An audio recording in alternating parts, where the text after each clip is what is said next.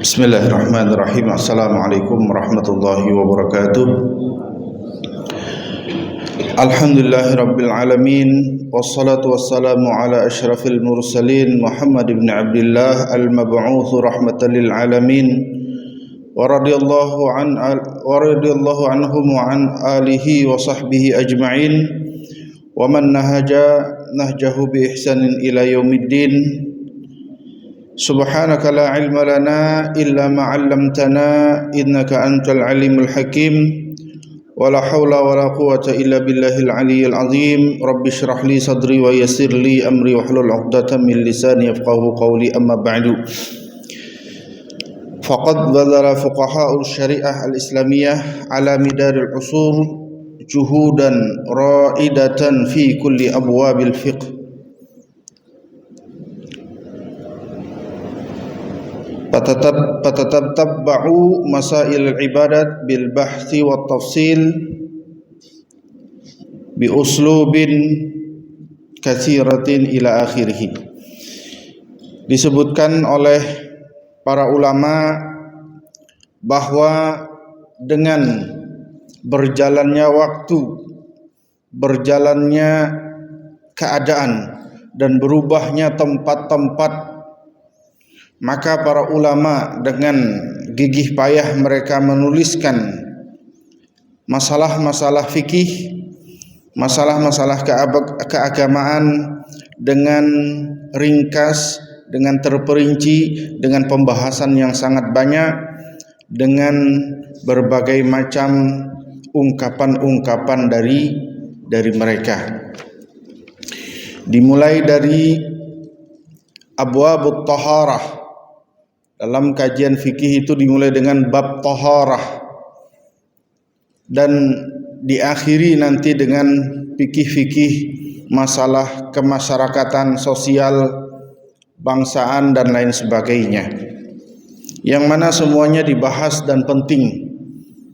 Misalnya masalah sosial tentang bagaimana kita mengelola sampah dengan baik dan benar. Masalah sosial misalnya yang lain, bagaimana lingkungan kita jauh dari masalah-masalah penyakit-penyakit sosial. Masalah-masalah kontemporer misalnya pernikahan, kedokteran itu masalah-masalah yang berhubungan dengan medis, obat-obatan dan lain sebagainya. Dimulai dengan masalah at-taharah, minha al-ma' wat-turab wad-dalak wa ghairiha wad-dubuh. Cara mensucikan sesuatu yang tadinya tidak suci, maka bagaimana cara mensucikannya? Maka diantaranya dengan al-ma', air. Maka diantaranya dengan ad-dubuh. Ad-dubuh itu misalnya kulit di samak atau di apa bahasa kita sekarang itu ya disamak ya. Kemudian disucikan dengan at-turab dan lain sebagainya.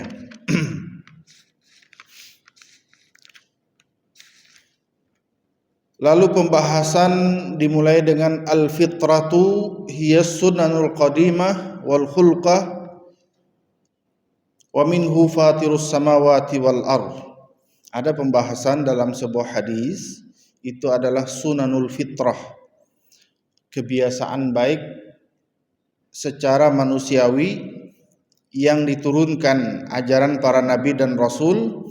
Wa hiya sunanul lati ikhtaraha Allahu lil anbiya alaihimussalam. Kebiasaan baik yang dipilih oleh para nabi sallallahu alaihi wasallam yang Allah tunjuk pada mereka untuk mensyariatkannya. Wa umirna bil iqtida bihim, maka kita diperintahkan untuk mengikuti mereka.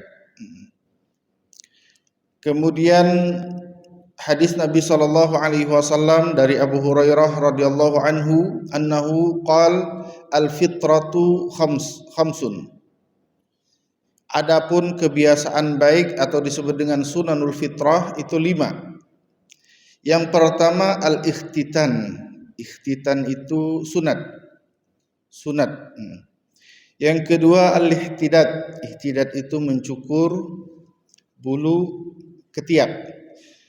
Yang ketiga waqasrus syarib. Merapikan kumis atau mencukur kumis. Yang keempat taqlimul alfar. Memotong kuku.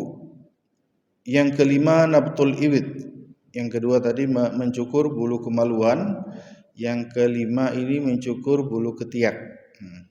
Dan setiap masalah ini ada pembahasan masing-masing. Ada hadis Nabi SAW yang lain an Aisyah radhiyallahu anha.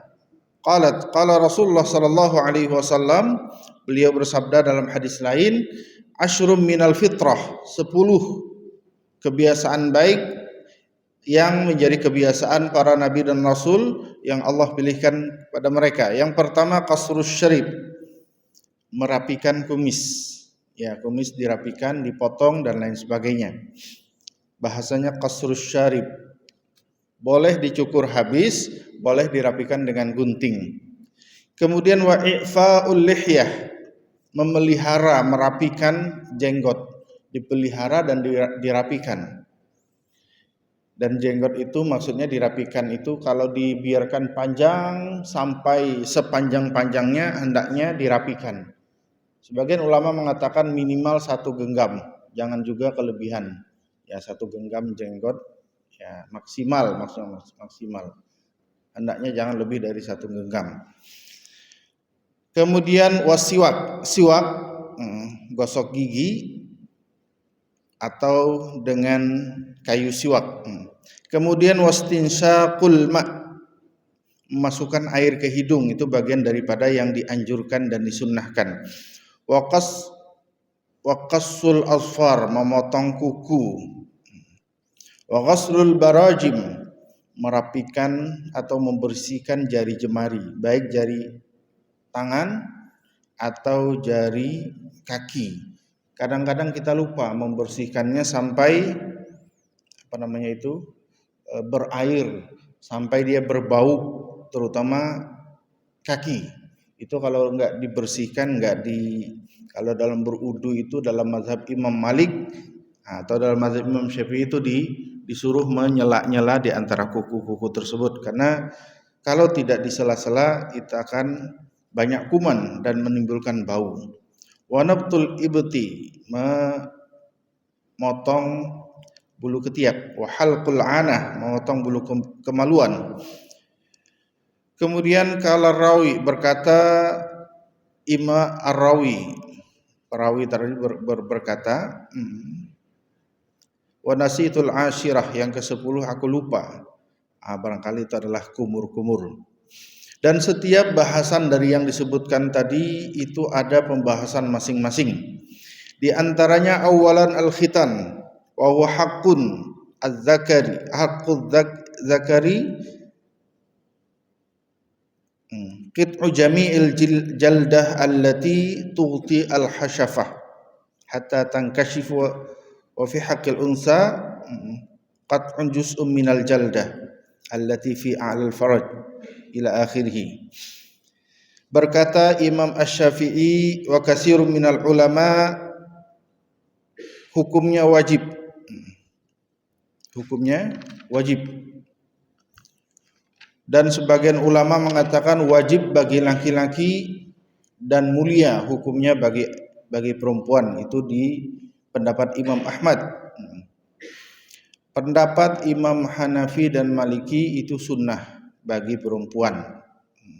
Kalau tadi kan bagi Imam Syafi'i hukumnya wajib. Kemudian disunnahkan di hari yang ke-7. Bagaimana menghitung hari yang ke-7? Kadang-kadang ini hukumnya sunnah. Kadang-kadang kita lahiran malam atau lahiran siang. Hari yang ke-7 misalnya lahiran hari Sabtu setelah subuh atau malam Sabtu, itu termasuk Sabtu karena dimulai hari itu setelah maghrib Hari itu dimulai setelah maghrib. Jadi setelah maghrib, isya, subuh, zuhur, asar itu dalam satu hari. Kalau lahiran setelah asar, bagaimana menghitung harinya? Yang hari ketujuh berarti hari Jumat. Hari pertama kelahiran, hari ketujuh dan hari yang sebelum kelahiran. Waqila yaumal wiladah. Sebagian mengatakan ya ketika dilahirkan itu disunat. Fa in akhara fa fil arba'ina yauman. Kalau misalkan tidak di hari lahirnya, tidak di hari yang ketujuh, boleh disunnahkan juga memilih hari yang ke-40. Fa in akhara fa fis sanatis sabi'ah. Tidak hari ke-40, kadang-kadang dalam permasalahan ini dokter tidak mensetujuinya karena masih kecil dan khawatir dan lain sebagainya. Maka di tahun yang ke-7 boleh. Maka lewat dari itu jangan melewatkan dari itu kecuali dia uzur syar'i. Kemudian hadza walimatu khitan masyru'ah. Kalau disunat, boleh nggak kita mengadakan syukuran atau bahasa kita walimah? Itu hukumnya sunnah, dianjurkan. Dan bagi kita yang mendapatkan undangan, kata para ulama, wajib kita mendatanginya. Kalau itu yang dikhitan laki-laki. Dari Utsman bin Abil As annahu da'a ila khitan faqala ma kunna na'til khitan ala ahdin Nabi sallallahu alaihi wasallam dan seterusnya. Walidzalika qala ba'dul ulama as-sunnah izharu khitaniz zakar wa ikhfa'u khitanil unsa. Dianjurkan kalau khitan laki-laki, anak laki-laki itu dianjurkan kita umumkan atau kita undang yang lain atau kita beritahu. Kalau khitan perempuan diam-diam, jangan kita beritahu dan tidak usah kita melakukan walimah. Walimah itu syukuran, tidak perlu. Kemudian dan lain sebagainya, para ulama menyebutkan beberapa manfaat khitan secara kedokteran dan lain sebagainya, dituliskan banyak sekali manfaatnya. Nah, banyak sekali.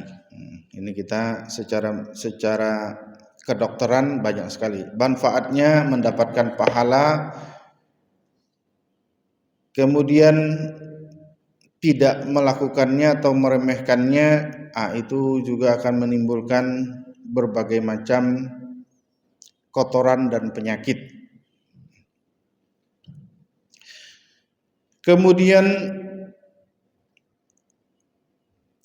dalam bahasan yang kedua, al-istihdad wa huwa halqul anah wa hiya sunnatun bil ittifaq. Memotong bulu kemaluan itu hukumnya sunnah. Sepakat para ulama hukumnya sunnah. Boleh dengan cara mencukur, boleh dengan cara menggunting, boleh juga dengan cara mencabut. Yajzi fiha al-halq wal qas wan naftu.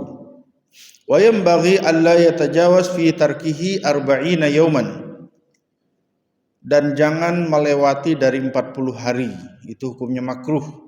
Liqauli Anas bin Malik radhiyallahu anhu, beliau berkata, waqita lana fi qasri syarib wa taqlimil azfar wa naftil ibti wa halqil ana alla natruka aktsara min arba'ina lailah. Kata beliau, kami dikasih waktu untuk merapikan kumis, memotong kuku, mencukur bulu ketiak dan mencukur bulu kemaluan, jangan melewati dari 40 hari atau 40 malam. Kenapa? Karena kalau melewatinya itu akan menimbulkan kotoran, dan kotoran itu disenangi oleh jin. kotoran itu menimbulkan penyakit, jin juga bisa mendatangkan penyakit. Nah, penyakit dari jin. Penyakitnya was-was, bingung, dan lain sebagainya. Hendaknya tidak meninggalkan 40 malam atau 40 hari. Diriwayatkan dari Umar bin Khattab, beliau melakukannya setiap sebelum salat Jumat. Nah, itu bagus. Sebelum salat Jumat kita rapikan semuanya. Wa qad ittafaqal ulama ala annaftahu sunnah wa huwa afdal in qawiya alaihi.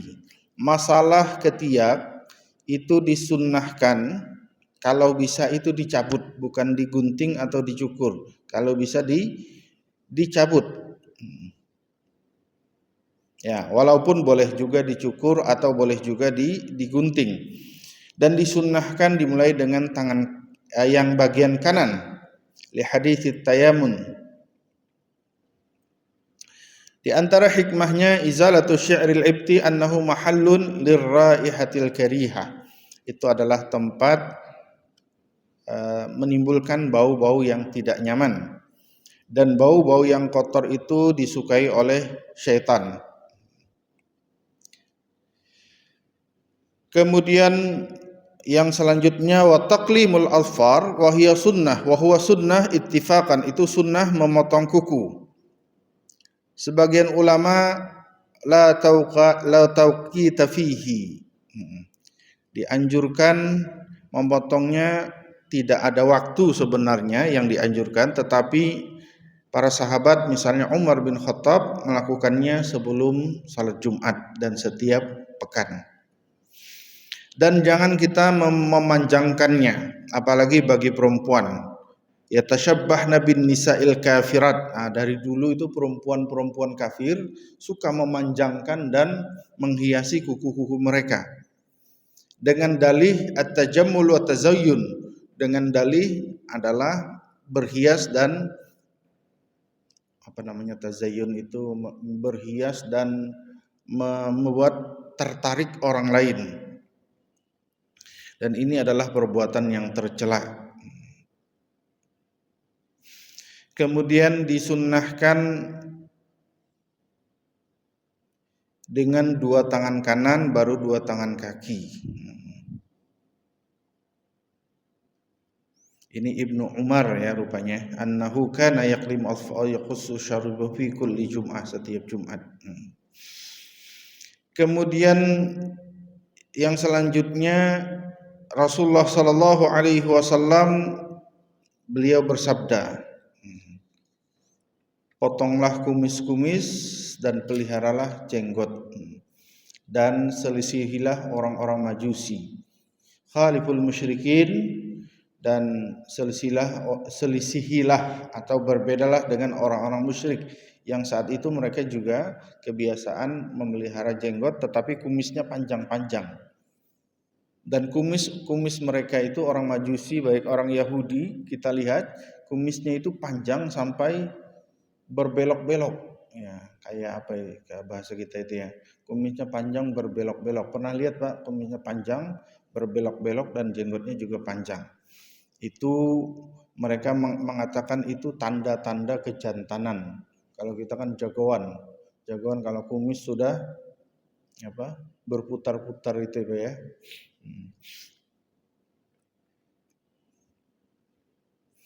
Kemudian wal aslu fil amri al wujub wala yasrifu anhu illa dalil wala dalil wa amruhu bi ifahi yatadammanu nahya an halqiha wa qassiha wal aslu fil nahyi at-tahrim.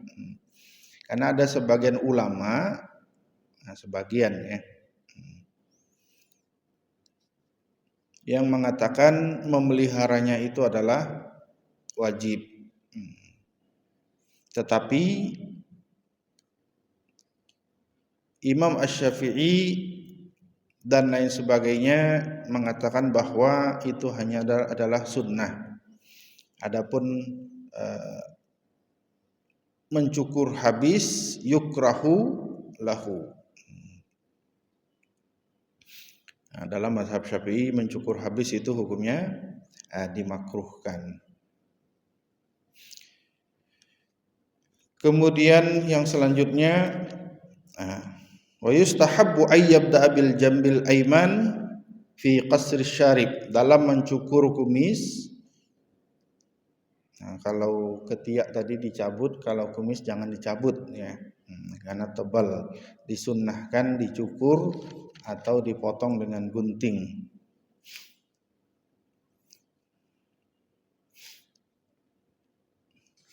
Berkata Imam Asy-Syafi'i bahwa ini juga hukumnya sunnah, tidak wajib. Jadi ini mencukur kumis itu tidak wajib. Kalau boleh mau dipanjangkan minimal atau maksimal boleh sekedar ada kelihatan. Kelihatan itu dalam artian kalau kita dekat masih kelihatan kulit, masih nampaklah kulit pada kulit yang ditumbuhi kumis tadi.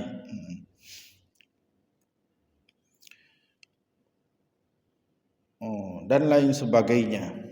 Bikhilafil ibti, berbeda dengan bulu ketiak yang harus dicabut. Kemudian bagi batasannya seperti apa? Waqtalafa fi haddi ma yaqussu min asy-syarif wa dhahab katsirun min as-salaf ila al-istisal wa halqihi afdal. Bagian ini kalau bagian kumis dihabiskan itu lebih afdal. Kalau tidak juga tidak apa-apa. Ya, makruh hukumnya kalau sampai panjang-panjang sekali. Sama seperti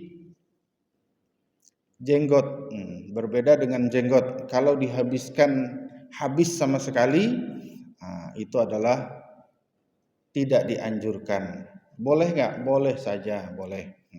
Tapi kalau misalkan kita berjenggot, kata para ulama, maka diniatkanlah ini mengikuti daripada sunnah Nabi Muhammad SAW, dan itu hukumnya sunnah.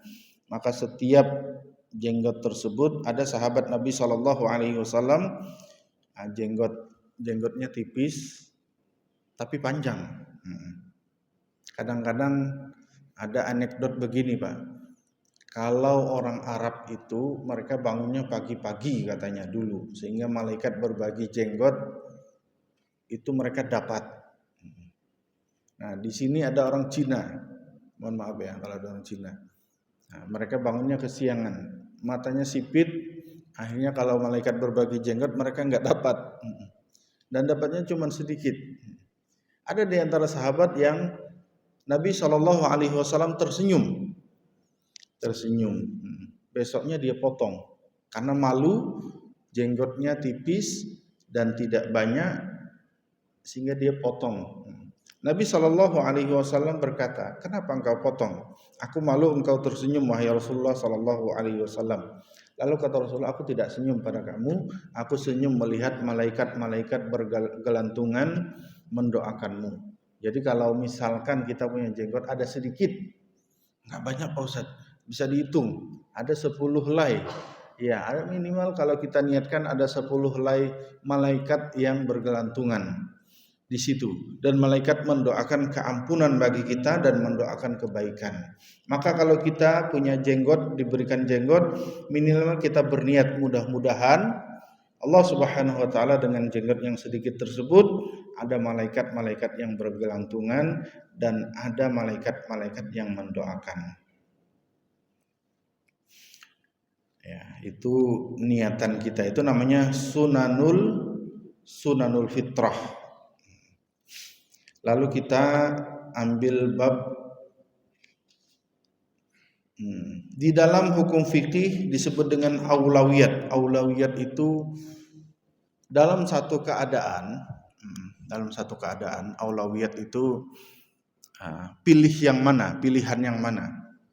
Karena kalau ulama-ulama di Mesir, kebanyakan dosen-dosen itu mereka habis, kumis habis, jenggot habis, datang ke kampus pakai celana, pakai jas, berdasi, tidak pakai peci. Pernah kami bertanya, ya doktur, kalau manggil dosen kan doktur, wahai profesor, kenapa engkau mencukur habis kumis dan mencukur habis jenggot? Karena kata beliau, saya dulu pernah berjenggot tetapi sama polisi itu dicurigai. Kami bangsa Mesir itu banyak sekali dicurigai, khawatir membuat kegaduhan dan keonaran. Supaya sama seperti masyarakat biasa, saya hilangkan ini. Dan bagi saya ini adalah aulawiyat bagi kami. Aulawiyat, kalau di Mesir itu kan ada gerakan Ikhwanul Muslimin. Ikhwanul Muslimin itu gerakan yang sama pemerintah itu bertolak belakang. Khawatir kami dituduh bagian dari Ikhwanul Muslimin, sehingga kami cukur habis. Dan ini bagian dari aulawiyat bagi kami, kata beliau. Aulawiyat itu dalam satu keadaan kita harus memilih yang mana yang lebih afdal. Namanya aulawiyat. Misalnya tadi kita masuk ke masjid, habis berudu, apa yang kita pilih? Kesempatan, ada waktu di sini tadi. Sisa qomat cuma 4 menit. Masuk ke masjid, salat apa yang kita lakukan? Apakah salat sunnah qobliyah subuh, atau sunnah tahiyatul masjid, atau sunnah wudu? Dan semuanya pahalanya besar. Bilal bin Rabah, sebuah kebiasaan beliau kalau habis wudu salat sunnah 2 rakaat, salat sunnah wudu. Sehingga dafu na'laihi, Rasulullah mendengar bunyi sendalnya itu sudah ada di surga. Orangnya belum mati.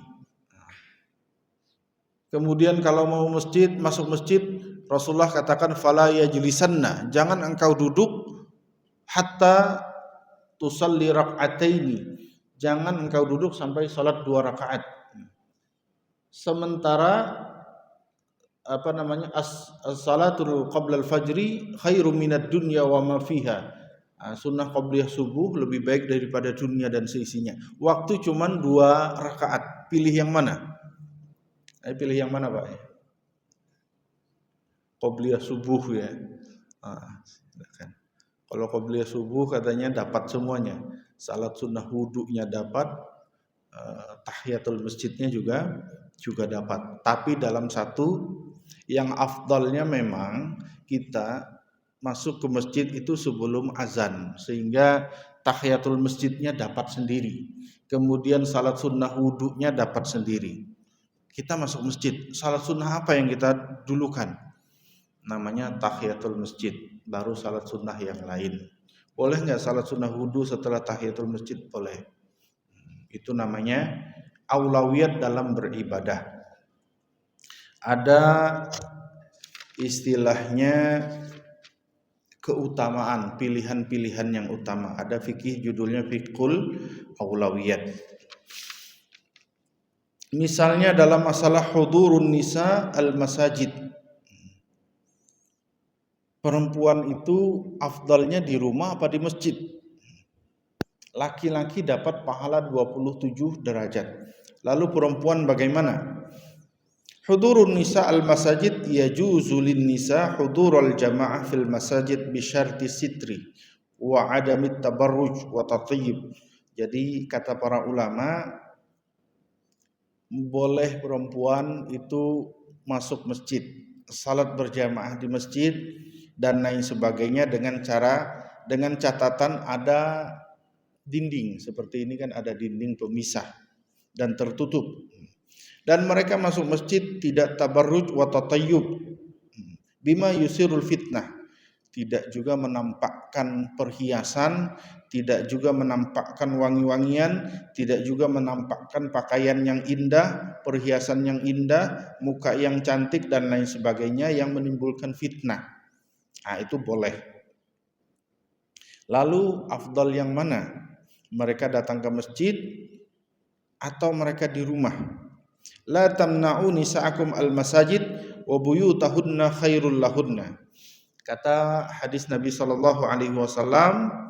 jangan larang perempuan itu masuk ke dalam masjid untuk salat berjamaah dan lain sebagainya, tetapi di rumah mereka lebih afdal kalau mereka melakukan di rumah. Kalau mereka melakukan di rumah. Tapi dapat 27 derajat. Ya kalau afdal dengan 27 derajat, ya bagi laki-laki afdalnya ke masjid, bagi perempuan afdalnya di rumah. Tetapi jangan kita larang, boleh juga mereka melakukannya dengan catatan tadi. Kemudian bisyarti amnil fitnah,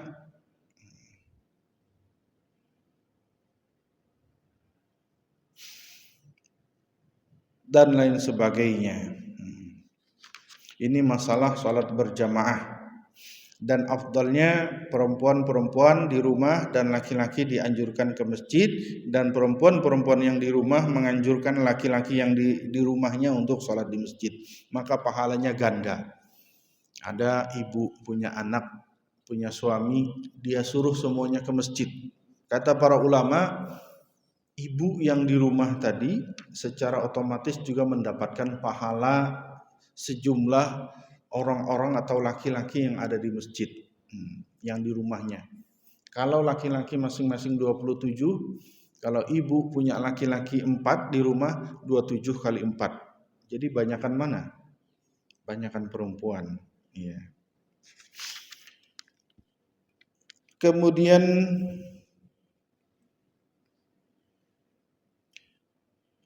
afdal mana? Kita ini terlambat misalnya, kita terlambat,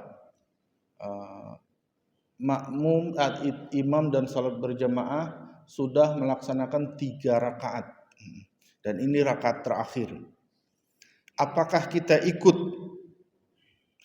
adrakas salah atau kita mencari jamaah sendiri? Kadang-kadang ada orang yang nggak mau masbuk. Ya kita kumpul dulu sini, kita jangan masbuk, kita kumpul bikin salat berjamaah setelah ini. Afdal mana? Sebagian ulama mengatakan afdal yang ikut salat pertama tadi, walaupun masbuk dapatnya cuma 1 rakaat dibandingkan dia menjadikan jamaah yang kedua, itu afdal dia salat yang pertama tadi. Tetapi dari hadis Nabi sallallahu alaihi wasallam, idza uqimatis shalah fala ta'tuha wa antum tas'auna wa'tuha wa antum tamshun wa 'alaikumus sakinah wa man adraktum fasallu wa ma fatakum fa'timmu. Nah, dalam hadisnya itu kata Nabi sallallahu alaihi wasallam, kalau sudah qomat segera datang dan tenang saja, enggak usah buru-buru, enggak usah lari-lari, enggak usah. Kadang ada orang sudah qomat lari-lari dia dari rumah. Tiba-tiba jatuh. Al-ajalatu minasyaitan. Jangan usah terburu-buru. Kalau kalian dapat rakaat, ikuti. Dan kalian yang tertinggal fa'atimmu, kata Rasulullah SAW, yang tertinggal sempurnakan. Misalnya tertinggal 2 rakaat atau 3 rakaat, sempurnakan. Wa hadza min haitsul fadl. Ini adalah keutamaan atau aulawiyat. Yang afdalnya memang sebelum qomat sudah kita siap.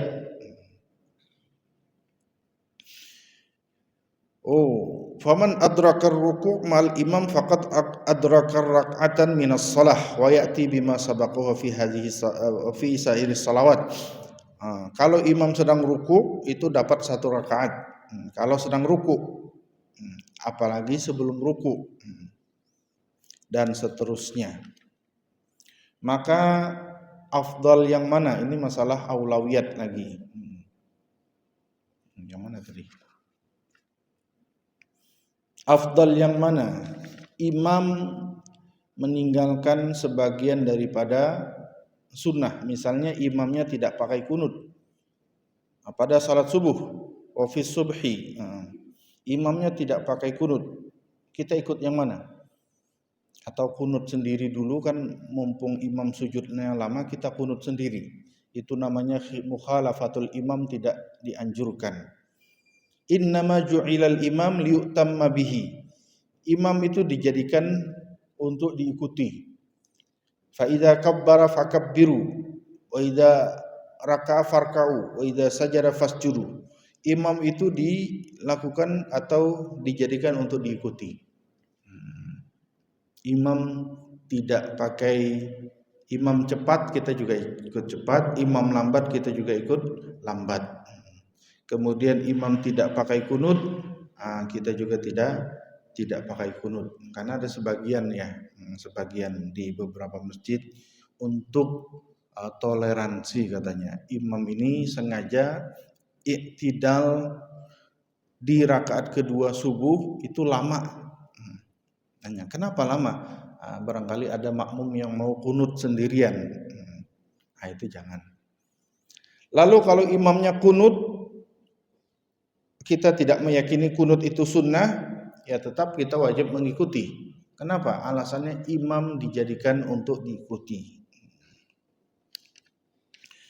Lalu imam ketika salah, maka kita tegur dengan ucapan subhanallah.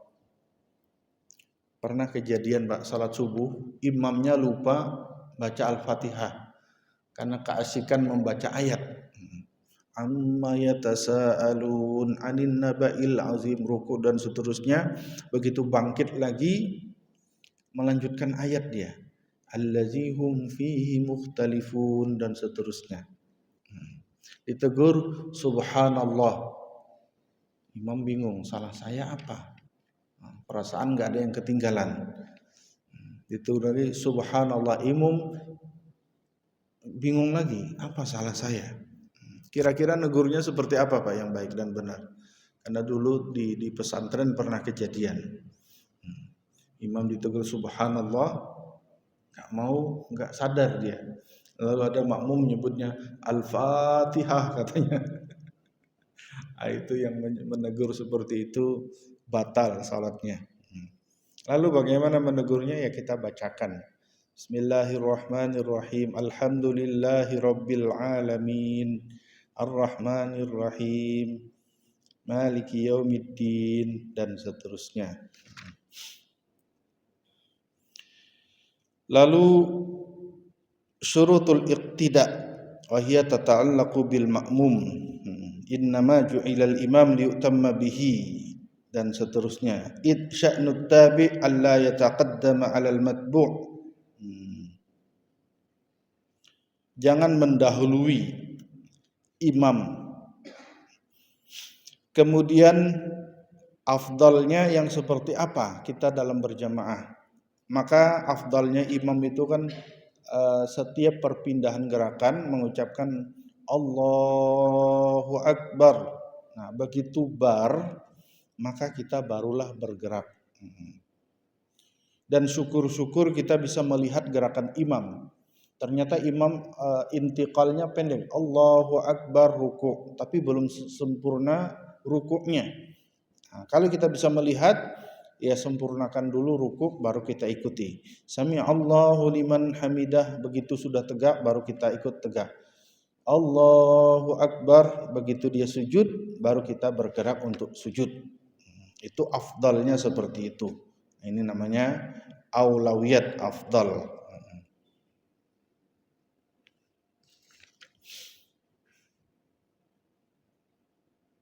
Kemudian hendaknya ilmul ma'mum bintiqalatil imam biru'yatin aw sama'in.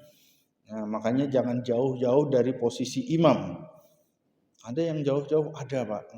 Salat di Mekah Madinah, di Mekah terutama, dia enggak mau dekat-dekat imam. Salatnya di mana? Di hotel. Salatnya di mana? Ya di pojok-pojokan jalan yang kira-kira safnya nyambung. Itu tidak melihat tetapi hanya mendengar. Boleh al-iqtida walaupun jauh. Dan yang afdalnya yang dekat-dekat dengan imam.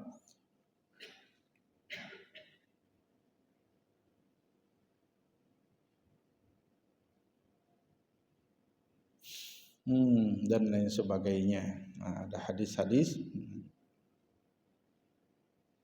Kemudian yang afdalnya imam itu adalah imam yang sudah dipilih. Imam yang sudah dipilih oleh di sini dipilih oleh pemerintah. Kalau kita kan dipilih oleh jamaah. Afdal mana?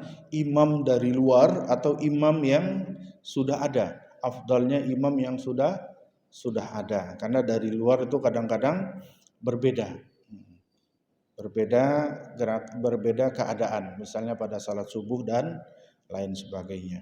Ini waktunya sudah 5 menit lagi. Barangkali ada yang mau bertanya sebelum kita melakukan syuruk.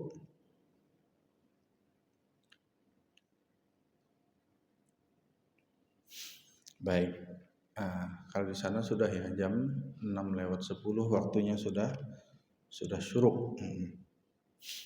Tahiyatul masjid, as-sa'yu ilal masjid wal julus fihi min asbabis sa'adah, as-sa'yu ilal masjid wal julus fihi. Terakhir kita sampaikan sebuah hadis Nabi SAW,